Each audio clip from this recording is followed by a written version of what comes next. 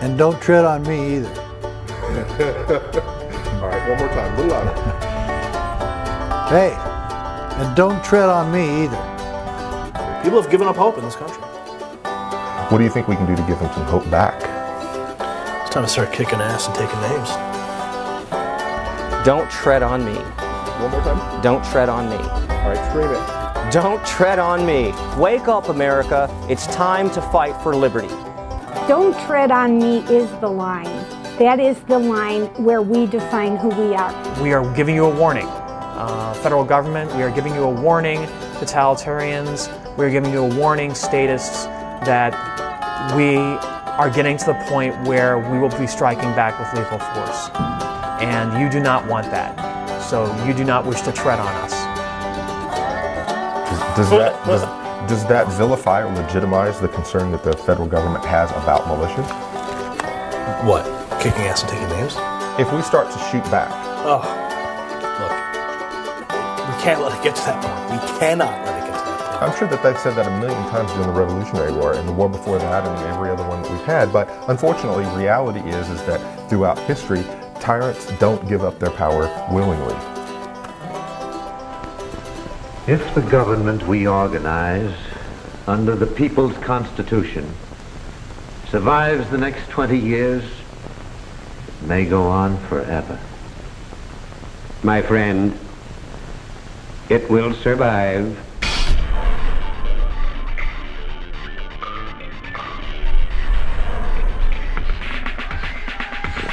What are our obligations of citizenship? Number one, to understand the American way of life and what makes it tick.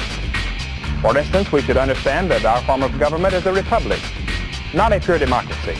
A pure democracy establishes majority rule with a minority overrun. Yes, it does.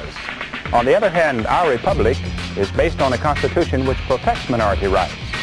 And it's important, too, that in our republic, authority is surrounded by an ingenious system of checks and balances that prevents autocratic or dictatorial rule.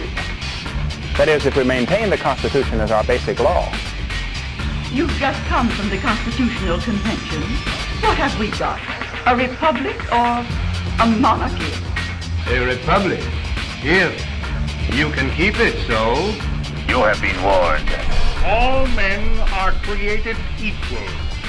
They are endowed by their Creator with certain inalienable rights. Among these are life, liberty, and the pursuit of happiness. When President George W. Bush was confronted over the fact that he was violating the Fourth Amendment with his warrantless wiretapping of the American people under the Patriot Act, he famously said that, well, the Constitution is just a GD piece of paper.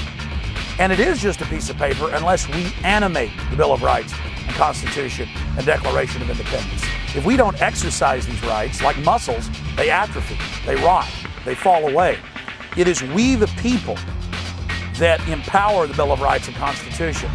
For a long time, people forgot the Bill of Rights and Constitution, and it was dying on the vine.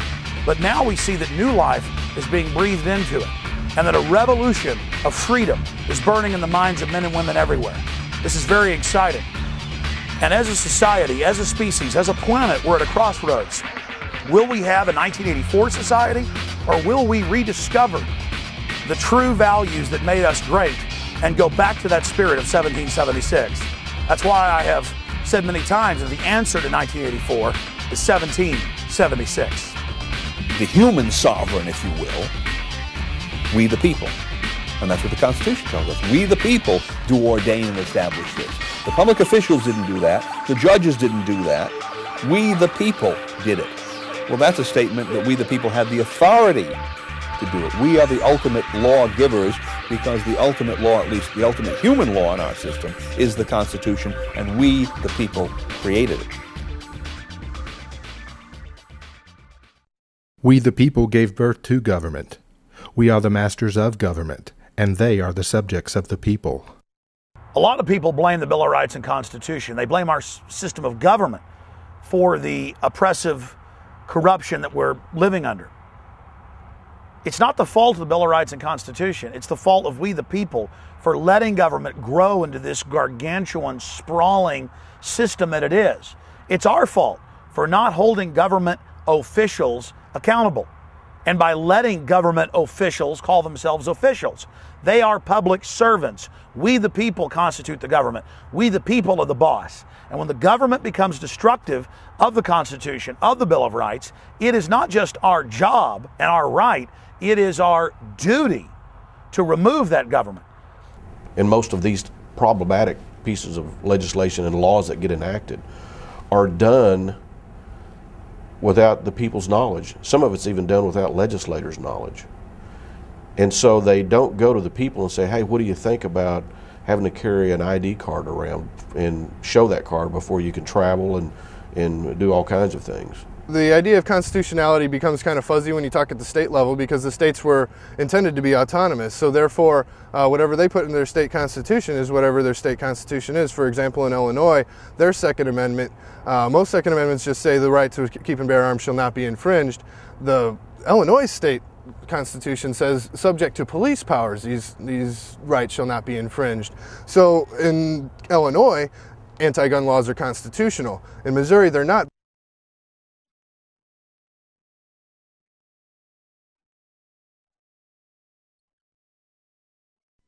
The bill, House Bill number 246, is an act exempting from federal regulation under the Commerce Clause of the Constitution of the United States a firearm accessory, or ammunition manufactured and retained in Montana and providing an applicability date. So it's basically they're trying to exempt themselves from the Commerce Clause. And the Commerce Clause is what the federal government uses for everything. If a state gets out of line, yeah, this is what they use to pull them back in. Anything. In Missouri, it just says if the firearms and ammunition are made here, what's made here and stays here is not subject to the national government's Commerce Clause. They've used this Commerce Clause to interfere with everything they choose. And it's time for us to say, no, if we make it here, it has to be stamped on the gun, made in Missouri. We're very proud of that, and that says, get your hands off. Tonight, states are stepping up to protect their residents' Second Amendment rights from what they see as the long arm of Washington. Under a new state law starting next month, any gun made in Montana, sold to a Montana resident, and remaining in that state will be exempt from federal control. Congress does have the power to regulate interstate commerce, but I think that was the specific intent. That is to say, the Congress has the power to regulate the way trade occurs between the states, and also to regulate the way trade occurs outside of states in commerce with other nations. But this Interstate Commerce Clause has been interpreted so broadly as to literally affect every aspect and phase of American life. That is the loophole that has been used to so dramatically broaden the application of federal power far beyond the intent of the framers of the Constitution.